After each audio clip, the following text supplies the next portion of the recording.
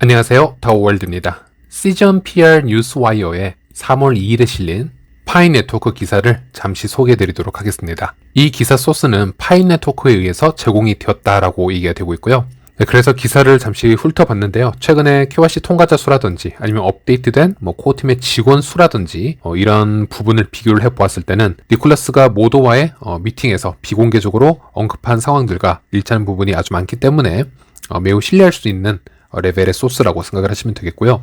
기사를 여기 보시면요. 2022년 2월 이후에 풀타임 직원 수는 제품 엔지니어링 및 커뮤니티와 같은 중요한 영역에서 거의 33%가 증가했다. 이렇게 얘기를 하고 있고요.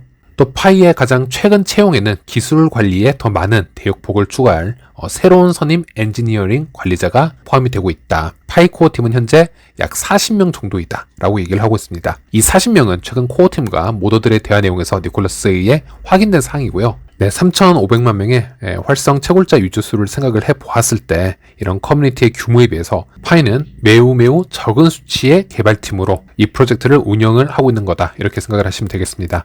그리고 파이가 왜 이렇게 크지 않은 규모로 운영이 되고 있는지 또 개발 속도가 왜 이렇게 빠르지 않은지 아직 이해를 못하시는 분들을 위해서 잠시 이 영상을 제가 보여드리도록 하겠습니다. The second challenge is this, funding. So when you look at the background of Pi and you look through some of the documents that have been produced, if you know where to find some of these things, you'll find they actually did take what's called a seed funding round. They took a $500,000 funding round, and the reason they took that was they needed to get off the ground a little bit quicker. So the Pi core team has decided, for their own reasons, that they're not going to take additional funding, at least not yet. That protects the equity that the core team has ownership in, but it also causes their growth to be a little bit slower. So the Pi core team is about 10 members right now, and not all are developers. So when you think about a platform that has, 18 million users that are active in it, but only 10 people developing the platform, things are going to be slow, my friends. It's not going to be as quick as pace as you might want. 그리고 파이는 KYC ID 알고리즘을 부지런히 개선하여 액세스 권한을 확장을 했고요. 작년 6월 대량 KYC를 활성화한 이후로 파이는 현재까지 380만 명 이상의 파이오니어들을 성공적으로 통과시켰습니다. 이렇게 얘기를 하고 있고요. 이 구체적인 수치도 다시 언급이 지금 되었네요. 그럼 현재 이 업데이트된 수치를 다시 정리를 해보자면 작년 12월 정도에 약 800만 명에게 KYC를 배포를 하였고요. 약 350만 명을 KYC 통과를 시켰고 약 200만 명의 파이오니어들이 마이그레이션에 성공을 하였다. 니콜라스가 이렇게 비공개적으로 얘기를 한 정보가 있었습니다. 현재는 KYC 통과자는 약 380만 명, 그리고 마이그레이션 통과자는 파이도어의 온체인 데이터를 살펴보면요. 약 230만 명으로 집계가 되고 있고요. 그리고 KYC 배포는 최근에 업데이트가 따로 된 것은 없지만은 대략 1000만 명 이상이 되지 않을까 조심스럽게 예측은 해볼 수 있겠습니다. 그리고 다음 기사를 보면 동시에 파이는 개발자 플랫폼 기능을 구축하고 커뮤니티 협업을 확장하여 파이 생태계 성장을 촉진하기 위해 많은 노력을 기울이고 있습니다. 파이 OS나 파이 커뮤니티 디벨로퍼가 오픈소스 응용 프로그램 및 도구를 생성하고 파이 이코시스템 내에서 사용하도록 독점적으로 확장할 수 있는 파이의 오픈소스 소프트웨어 라이센스, 그리고 최근 생태계 관련 업데이트에는 더 개선된 메인넷의 지불 흐름을 위한 앱2 유저 지불 및 디벨로퍼 월렛, 그리고 파이 브레인스톰 앱 업데이트에 큰 성과가 있었음을 얘기를 해주고 있습니다. 사실 이런 부분들은 일반 파이오니어 유저들에게는 직관적으로 와닿는 업데이트 내용은 아닐 수가 있겠는데요. 분명 생태계 확장을 위해서 먼저 선행되어야 할 기술적 업데이트는 맞습니다. 이렇게 개발자들을 위한 기술적 업데이트가 제공이 되면요.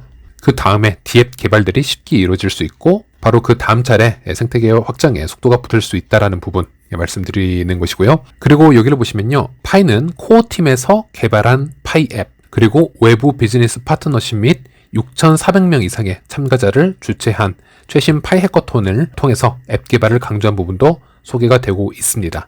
이 문장에 키포인트가 있는데요. 제가 저번에 언급을 해드렸듯이 파이 코어팀에서 직접 개발을 진행을 하고 있는 파이 앱들이 존재한다. 다시 한번 언급이 되고 있고요. 현재 파이 OS에서 이루어지고 있는 오픈 대화 내용을 보면요. 해커톤에 참여하고 있는 커뮤니티 기반 파이 앱들의 이름에는 니콜라스가 직접 관여를 하고 있는 것을 지난 영상들을 통해서 제가 보여드렸는데요. 그래서 코어팀이 직접 개발하고 있는 앱의 이름들은 파이로 이름이 시작될 확률이 높습니다. 예를 들어서 파이 뉴스라든지 파이 마켓이라든지 이렇게 이름이 지어지면은 코어팀에서 개발된 앱이라는 뜻이고요. 커뮤니티 기반의 앱 이름들은 파이로 시작하지 못할 확률이 높습니다. 예를 들어 해커톤의 출품을 파이 마켓으로 출품을 하였다면은 이 커뮤니티 기반의 앱은 마켓 for 파이라든지 이런 식으로 이름을 수정을 해서 제출을 해야 되는 상황이고요. 그리고 이 문장을 보시면요, 외부 비즈니스 파트너십이라고 나와 있는데 이것 또한 파이 코어 팀에서 직접 진행 중인 것으로 제가 말씀을 드렸었고요. 이 기사를 통해서 다시 한번 확인이 되고 있고, 하지만 현재까지 이 비즈니스 파트너십이 어떤 기업인지 어느 정도의 규모인지는 아무도 알 수 없는 상태입니다. 그래서 만약에 이런 부분들이 빠르게 진행이 된다면 3월 14일에 어느 정도 윤곽을 볼 수 있지 않을까 한번 기대는 해볼 수 있을 것 같습니다. 네, 그리고 아시다시피 해커톤 마감 일정일이 3월 5일로 변경이 되었는데요. 이로 인해서 파이 해커톤 수상입이 파이데이 때 또 맞추어서 공개가 될지 아니면 그 전에 공개가 될지 이것도 아직 불확실한 부분인데요. 여기서 생각해 볼 수 있는 가장 이상적인 시나리오는 코어팀에서 개발 중인 파이 앱 그리고 해커톤에 출품된 커뮤니티에서 개발 중인 파이 앱들이 동시적으로 3월 14일에 파이데이 때 공개되는 부분이 아닐까 이렇게 예상해 볼 수는 있을 것 같습니다. 네, 그리고 다음 문장을 보시면 파이의 공식 출시 4주년을 기념하는 매우 기대되는 파이데이 3월 14일 우리는 파이프라인에 파이 생태계를 구축하려는 분산된 노력을 위해 파이오니어와 개발자에게 소개하고자 하는 흥미로운 프로그램을 가지고 있습니다. 라고 닥터 니콜라스 코칼레스 기술 창립자 및 책임자가 이렇게 얘기를 했다 그러고요. 파이에서는 세상이 전해보지 못한 방식으로 물건을 만들고 문제를 해결해 나가고 있습니다. 이렇게 기사의 마무리를 하고 있습니다. 네, 일단 다가오는 3월 14일 많은 분들이 오픈 메인넷을 얘기하는 분들도 있으셨지만은 제가 봤을 때는 그 확률은 매우 낮다라고 생각을 해야 되겠고요.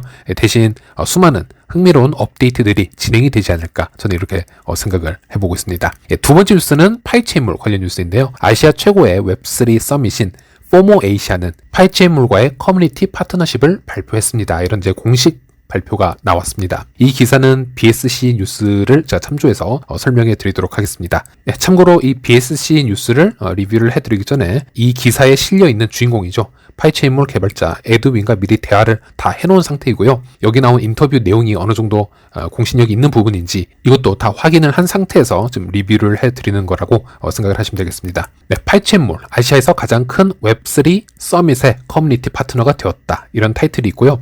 포모에이시아는 아시아 최고의 웹3 서밋이고 3월 20일부터 23일까지 홍콩에서 개최가 될 예정인데요. 현재 이 홍보도 보시는 것처럼 우리가 잘 알고 있는 메타버스나 웹 3.0의 대부라고 할 수 있는 거물급 인사이죠. 야시우가 직접 얘기를 하고 있는 것을 볼 수 있었습니다. 파이체인몰의 개발자 에드윈에 따르면요.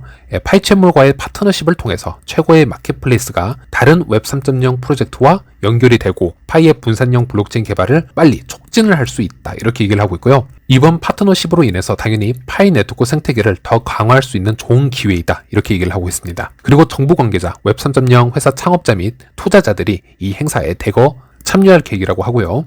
그들과 관계를 구축하고 그들과 우리의 생태계를 설명을 하고 잠재적인 파이 비즈니스 협력을 구축할 수 있는 절호의 기회이다. 이렇게 얘기를 하고 있습니다. 이것은 파이 생태계에 더 많은 개발자와 투자자를 유치를 할 것이고요. 또 홍콩 정부는 2022년 11월부터 블록체인 기술의 국제적 허브가 되고자 웹 3.0 및 디지털 자산에 관심을 보여왔다. 이렇게 에드윈은 얘기를 하고 있습니다. 그 이후로 수많은 스타트업과 프로토콜이 이 지역으로 지금 이전하고 있고요. 운영 라이선스를 신청하는 것을 또 고려하고 있다. 또 이번 행사에서 파이체인몰의 등장은 관심 있는 웹 3.0 프로젝트와 연결될 수 있는 아주 좋은 기회이다. 이렇게 기사를 마무리하고 있습니다. 참고로 파이체인몰 개발자 에드윈은 홍콩 출신 개발자이고요. 본인의 지역에서 개최가 되는 만큼 더 활발한 참여를 계획하고 있다고 합니다. 그리고 여기서 또 눈여겨볼 만한 부분은요. 에드윈도 저에게 직접 언급을 해주었던 부분이지만 이번 포모 에이시아의 디센트럴 콘 또한 파트너십을 맺게 되었습니다. 참고로 이 디센트럴 콘의 파운더는 저스틴 우이고요. 이 저스틴 우는 지난 2년간 파이 네트워크